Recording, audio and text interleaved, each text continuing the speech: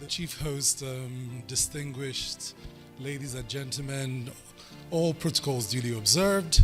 My brother Waziri and I spoke about this conceptualization of this project at the onset, and I told him we were in support 100%, that there was no misalignment between the Agora Policy initiative and project and institution and its vision and the NESG. And in fact, he should view our platforms as being available across board to disseminate all its outputs.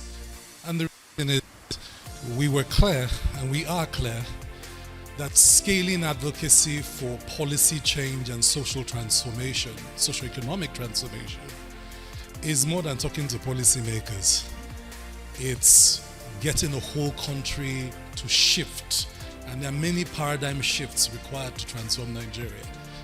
They require actors at scale, and we are clear as the NESG that by ourselves, without other think tanks, it simply would have been an impossible journey to go on. So we celebrate you, and we celebrate the MacArthur Foundation, Ford, and the other partners that have made this journey possible. So, of course, that's why I'm here. I'm here because we do believe not only in all the key outputs you have put out to date, but in this particular one. I think when you look at the report, you know, Shubham's point, the big questions about change and adaptation will be discussed extensively, but I want to raise a third challenge of defiance. Our engagement of the political aspirants for president, which was one-on-one and closed, indicated a sense of political defiance that comes, of course, from the climate change paradox. We are not the biggest emitters in the world. We are disproportionately burdened with its effects in Africa and in Nigeria, and there's a sense that to hell with them almost. Let's do what we like and we'll catch up later. But unfortunately, I think the point that Shubham made very aptly, that's not a luxury we can even afford. The fact is that the climate change impacts are here, and any waste of time in not moving collectively at scale will spell doom, not in the long term, but in the short term, because the effects are already damaging from an economic impact point of view. At the NESG, our approach has been twofold. One is to support the building of businesses that think in terms of climate change resilience, but also to start to mobilize private sector to think about it together. A big debate for us a decade ago was the cost of electricity. That became characteristic of explaining why renewable energy solutions could not scale.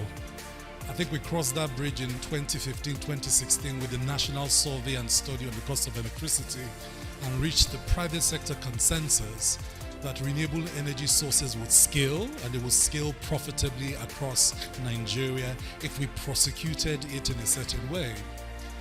Second thing that then happened was that we then ran into the battle of business models.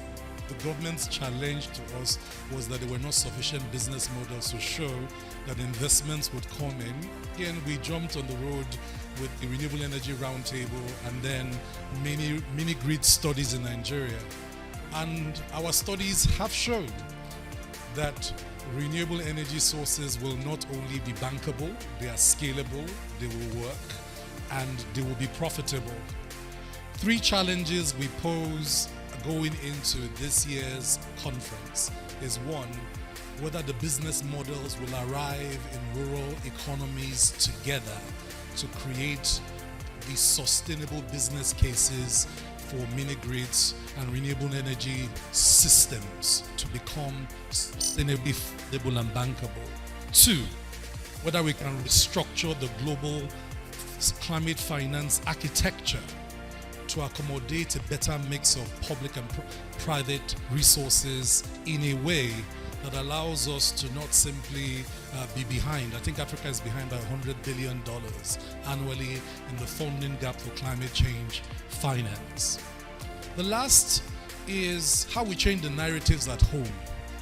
this defiance that comes from climate change is not Africa's fault and is not Nigeria's fault, therefore ignore it, is a very bad narrative and it's destructive. So this we hope will support that process of removing the defiance, especially as it is felt and conveyed by the ordinary citizen who's going about his business asking, why is climate change my headache? I think that this offers a great opportunity, and I want to thank the marvelous team that put together this world-class report, and wish everyone great deliberations from the NESG. Thank you.